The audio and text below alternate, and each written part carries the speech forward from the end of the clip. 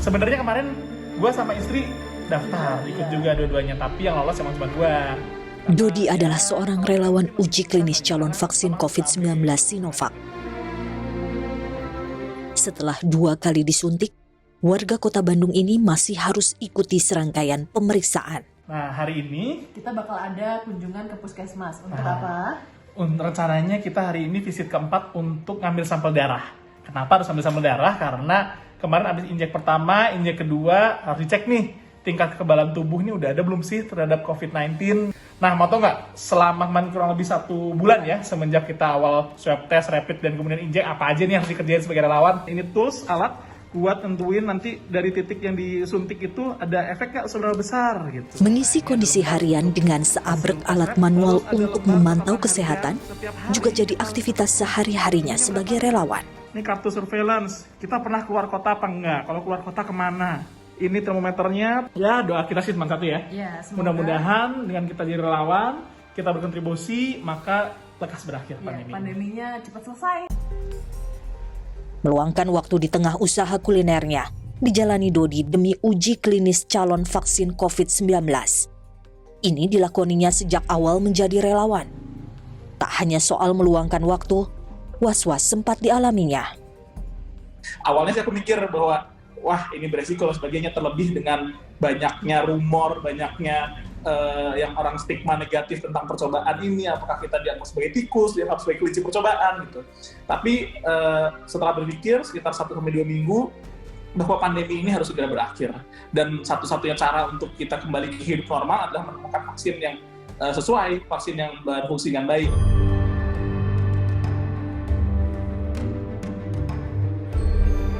Sejujurnya, saya tidak merasakan demam, saya tidak merasakan pembengkakan, saya tidak merasakan bintik merah, saya tidak merasakan hal-hal yang dicurigai akan terjadi. Ya betul bahwa saya merasakan 5 hari setelahnya ada panic attack seperti vertigo, tapi itu bukan hal yang mengganggu aktivitas dan hanya berlangsung selama setengah jam saja. Tapi di luar itu semua, saya sebagai relawan merasakan bahwa tantangannya lebih besar lagi karena orang tidak berpikir positif akan apa yang kita lakukan. Orang tidak menganggap bahwa kita melakukan menuju ke arah yang baik. Nih, lu bakal jadi kelinci percobaan nih untuk menjadi relawan gitu. Itu yang sebenarnya membuat sungguh menjadi lebih berat menjadi seorang relawan. Bulan November-Desember saya harus visit lagi. Karena perlu diketahui mereka menjelaskan vaksin ini tidak selamanya sekali injek ada dalam tubuh. Jadi hanya periode tertentu. Yang ini perlu dites apakah 3 bulan itu masih bagus, masih memberikan kekebalan yang bagus, apakah 6 bulan masih yang bagus. Diharapkan sih 6 bulan itu masih bagus. Soal pengadaan vaksin tertuang dalam Peraturan Presiden Nomor 99 Tahun 2020 tentang pengadaan vaksin dan pelaksanaan vaksinasi dalam rangka penanggulangan pandemi COVID-19. Salah satu poinnya adalah percepatan vaksinasi. Vaksin yang masuk ke Indonesia harus dipastikan secara penelitian aman bagi masyarakat. Pengembangan vaksin umumnya membutuhkan waktu dan proses yang panjang, dimulai dengan penelitian dasar, uji preklinis dengan percobaan pada hewan, hingga akhirnya dengan uji klinis fase 1 hingga 3. Di uji klinis fase 1 hingga 3, vaksin diberikan ke manusia dengan jumlah tertentu untuk menguji keamanan, dosis, efek samping dan efektivitas, keuntungan serta resiko. Bahwa ketersediaan vaksin itu di tingkat produsennya sana, yang kita lihat di Cina, di 3 perusahaan itu mereka sudah ready, barangnya sudah ready di bulan November dan Desember. Tetapi sekali lagi keputusan kita untuk membeli itu tergantung dari tim yang sekarang ada di Cina. Kan kita tahu bahwa sekarang kita mengirimkan tim ke Cina yang terdiri dari Badan POM. Badan POM ini dalam rangka untuk sharing data terhadap data uji klinis fase 3 yang sudah selesai dilaksanakan oleh Cina. Dan di Cina pun sudah digunakan oleh Cina dengan menggunakan emergency use authorization dari Badan POM-nya Cina lah, semacam Badan POM Cina. Meski hingga saat ini belum ada vaksin yang lolos di uji klinis tahap 3, berbagai persiapan mendatangkan vaksin dari Tiongkok dilakukan pemerintah, termasuk memastikan kandungan vaksin yang halal. Namun, keputusan pemerintah untuk memesan vaksin dari luar negeri yang belum lolos uji klinis tahap 3 ini mendapat perhatian dari kalangan pakar. Iya, nggak apa-apa.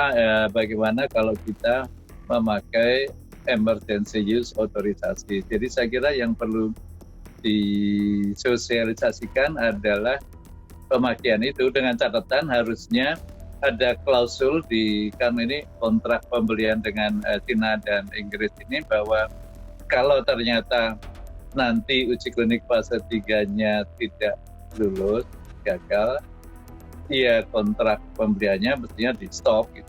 Kalau dari standar kedokteran itu harus menunggu uji klinik fase 3 yang berhasil. Tapi semua harus sadar, pemerintah termasuk pemerintah harus sadar bahwa ini adalah otorisasi emergency use. Ini adalah izin, bukan izin standar. Izin yang emergency, izin kegawatan. Jadi jangan sembarangan. Jadi harus monitor evaluasi yang ketat.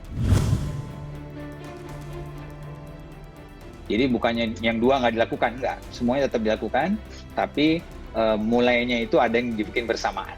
Sebenarnya sih pada prinsipnya itu yang selain barangkali juga kalau dibandingkan dengan yang dulu-dulu sekali, ya barangkali teknologi juga berpengaruh ya, bisa lebih cepat gitu. Pemerintah memastikan ketersediaan vaksin COVID-19 aman untuk seluruh masyarakat Indonesia dan telah melakukan tahap prioritas penerima vaksin. Selain mengamankan stok vaksin dari luar negeri, pemerintah juga tengah menggenjot produksi vaksin merah putih dan menargetkan uji klinis terhadap manusia pada awal tahun 2021. Targetnya bulan depan, November itu, sekitar di bulan November itu kita sudah mulai masuk ke uji hewan, sehingga targetnya akhir tahun ini uji hewan atau praklinisnya sudah selesai, sehingga bulan Januari bibit vaksin tersebut bisa diserahkan kepada Bio Farma. Dan ada LIPI yang saat ini masih tahap awal, demikian juga Gajah Mada, Universitas Gajah Mada. Nah kemudian ada Unair Airlangga yang mengembangkan dengan namanya adenovirus, juga digunakan oleh ITB ya sebagai institusi kelima yang mengembangkan vaksin COVID-19. Dan terakhir adalah Universitas Indonesia yang kebetulan mengembangkan 3 platform sekaligus. Nah yang UI ini juga sudah masuk ke dalam uji hewan ya. Jadi perkiraan kita dari yang 6 ini memang yang Eijkman dan UI menggunakan DNA ini kemungkinan yang paling cepat ya. Dan nanti akan diberikan ke Bio Farma prototipe-nya atau seed-nya itu kemungkinan di pertengahan 2021. Artinya kan ada gap waktu. Nah, 2021 diserahkan ke Bio Farma, kemudian nanti di Bio Farma akan dilakukan upscaling, dilakukan optimalisasi, kemudian juga sama dengan vaksin yang lainnya, nanti harus juga kita melakukan preklinis, kemudian uji klinis fase 1, fase 2, fase 3. Nah, ini kemungkinan baru bisa kita produksi itu di Q3 2022. Upaya memperoleh vaksin melalui komitmen penyediaan vaksin dilakukan pemerintah. Vaksinkah yang menjadi jalan terakhir menghentikan pandemi? Masyarakat harus tahu persis bahwa vaksin ini nggak menyelesaikan semua persoalan dalam waktu yang sangat singkat gitu loh.